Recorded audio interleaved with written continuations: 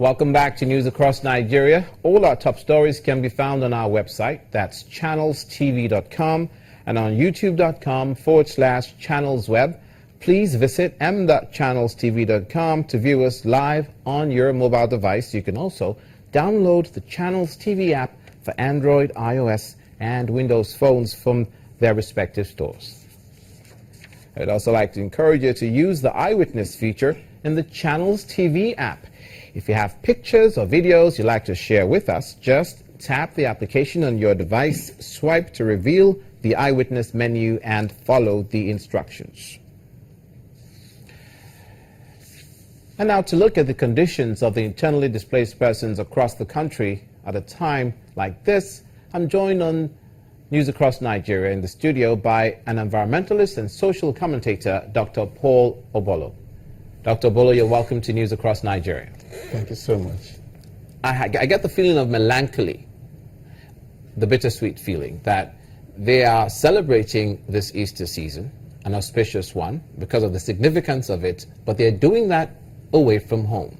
And that is a salute to the human spirit over adversity. But what do you think is the government's role should be at this time to support them, not just physiologically, but mentally, their state of mind, as well as their health? Yes, I would like to shift it a little bit away from the government because, like I've stated a couple of times, the issues of the IDP is beyond food and shelter. And the issues of IDPs should not be looked as a humanitarian service, but as a responsibility for every Nigerian, because we are our brother's keeper.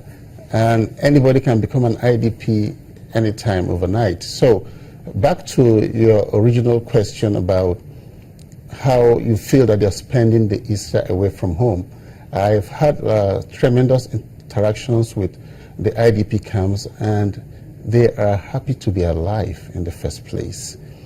The issue of spending the Easter or whatever celebration at home comes secondary. And we need to focus more on what is their home for now, the camps, their present homes, because I see us making efforts to want to return them back home, but I will caution that you don't do that in a hurry, because you need to set up the mental state for them to get back into that environment. That environment holds some stories, some pictures, some trauma to them, and they need to be counseled. They need to go through counseling before you determine the permanency plans for them. I see that people think that we've won the war, the villages have been liberated, and you want to bring them back in there. It doesn't work that way. From an environmental aspect, you need to do environmental impact analysis. That was the point I was trying to make. Sorry to jump in there. The psychological consequence of their displacement, the people that have lost families and loved ones. That do you know if government is doing anything? Because it is the government that needs to do that. Yeah, correct. You know, and also private organizations as well that are so minded. Yes, it's good that you're pointing this out, because that's a very critical aspect of the permanency plans. How do you return a child back to the home with no parents? Who is going to take care of that child? How do you return families back to no homes, or you want to build new structures for them, which is different from the structures they lived in? It needs some adjusting. Most of these people, we are successful farmers, successful business people, traders, and the rest of them. How do you get them back reintegrated into the systems that they left behind? It's a huge issue, but we must first start, one, with pre- and post-counseling services. Okay. Even while they are in the camp now, they need to go through counseling. Based on that, we can build up enough data to determine if they are really ready to go home. Okay, Dr. Bolo, you're an environmentalist, and many people are not even aware that there is an environmental consequence of what has happened. Correct. Can you educate us on that? Yes, I'm going to take it at a level where the common man will understand it. You've been to a place where there was war and there were firearms and structures were destroyed and a whole lot of gunpowder and things like that have been settled in the environment. You just don't move in people like that there. You need to do an assessment and you need to do a cleanup. So it's not just the security making sure that the insurgents are left the area. No, there's also an environmental dimension to it. Yes, there's an environmental dimension to it, which is quite grave. You know, we need to do that and make sure that we also remove things that will remind the people of the issues that happen, because that will generate the trauma. So it's not just like that, easy like that, moving them back there. No, we need to do the proper work to move them back into their original environment. Okay, so what about the health implications? We saw the governor of the wife of the governor of Benue State, Mrs. Eunice Otom, drawing attention to the fact that the health conditions have to improve, the sanitary conditions have to improve. 5 people have lost their lives for preventable causes. Yes, what we must understand is that the camps are temporary accommodations. The camps were not originally designed to accommodate the number of people and for the length of time the people are there. Some of the camps were schools that were converted into camps. Those schools did not have facilities to accommodate that number of people. Those schools did not have kitchen facilities. Those schools did not have adequate toilets. Those schools did not have bathrooms. So definitely, with the number of people you have crowded in those environments, there's bound to be other issues other than food and shelter. There's bound to be health issues. There are bound to be social issues, challenges. I'll tell you, in the IDP camps, there are a whole lot of stuff there. There are behavioral issues, there are gangs, there are groups, there are a whole lot of stuff that happen in the IDP camps. So what the governor, the wife of the governor of Benue State is doing is quite in order. She is looking at the complexities involved with the challenges of the IDPs. But is it too great a challenge for us to handle? We're talking about the National Emergency Management Agency. Isn't there a fund that is available that we can draw from so that the rights of these people, our brothers and sisters, can be protected? Because it becomes a rights situation where you're not protecting.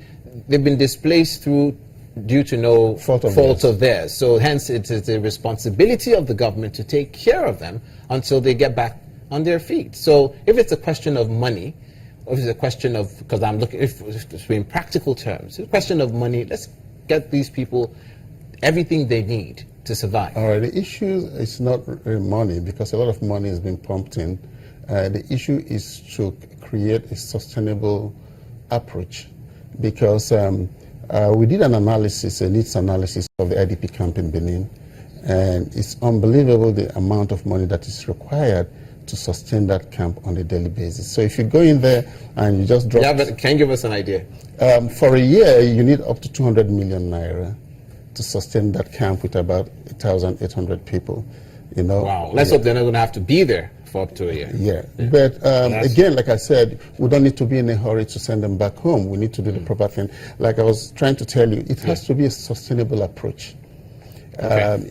I really don't like this idea of going to make a donation and you announce it. We need to sit down as intelligent people that we are in this country and do a proper analysis and say, for this camp and for this number of people, this is the amount we need to vote to take care of their food and shelter. This is the amount we need to vote for their education. This is the amount we need to vote for their health care services. So, of course, it's helpful to go in and drop one thing or the other, but it doesn't go a long way. When we did the needs analysis, we even realized that when you bring in foodstuff, like the foodstuff that was given to the IDP camp in Benin, they don't have the storage facilities. Wow. They don't have adequate kitchens. They still had issues with the female toilets. Somebody came and they built the toilets for the male. So there are a lot of issues that needs to be looked at. So we need to go back to the drawing table and then look at what are the critical needs in each of these camps, provide the needs, and then outline the support and provide the support on a consistent basis. By so doing, then we will have attained a sustainable development plan for them. And then, on the other hand, we'll sit back and properly plan on how we need to return them home. And I can tell you, some of them may not actually end up returning home. if there is no home to go back to, I mean the family support. We also need to think about what we need to do. Who is the next of kin? What do we need to create? And then we need to also understand that the way we minister care to them needs to be such that we maintain their respect and integrity, because these people are not beggars. They're not destitute. They just found themselves in these conditions. Dr. Paul Obolo, many thanks for your perspective on this issue.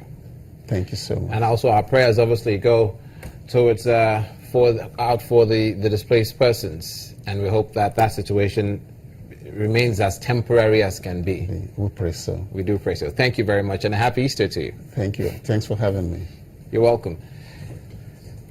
Now, the prayers of some IDPs from the Northeast to return home may soon be answered, as troops, in conjunction with some vigilantes in their area of operation, have carried out clearance operations of reported remnants of Boko Haram terrorists along the Bita Madube Njubul axis. A statement issued by the Acting Director, Army Public Relations, Colonel Sani Kukasheka Usman, says the soldiers killed 4 insurgents, destroyed 2 vehicles and 2 motorcycles belonging to the terrorists. The statement adds that 2 soldiers sustained injuries after they stepped on landmines during the exercise. According to that statement, the troops also recovered 2 cylinders, 1 AK-47 rifle, and 3 boxes of 7.62 special ammunition. Away from that story, but still on issues bordering on security, the Nigerian Army have announced a 1 million naira cash reward for anyone with useful information that could lead to the rescue of its abducted officer, Colonel Ismaila Inusa. A statement issued by the Deputy Director, the Army Public Relations Officer of 1 Division, Colonel Abdul Usman, says it will give adequate protection to anyone who can provide the required information, just as it assures that such information will be treated with utmost confidentiality. Colonel Unusa was abducted in his Mercedes-Benz car by gunmen suspected to be kidnappers around Kamazo along Kaduna Refinery Road in Chikun local government area of Kaduna State on Saturday. You're watching news across Nigeria. Stay with us. News from the southeast, as the governor of Anambra State, the First Lady there, empowers women trained in vocational skills.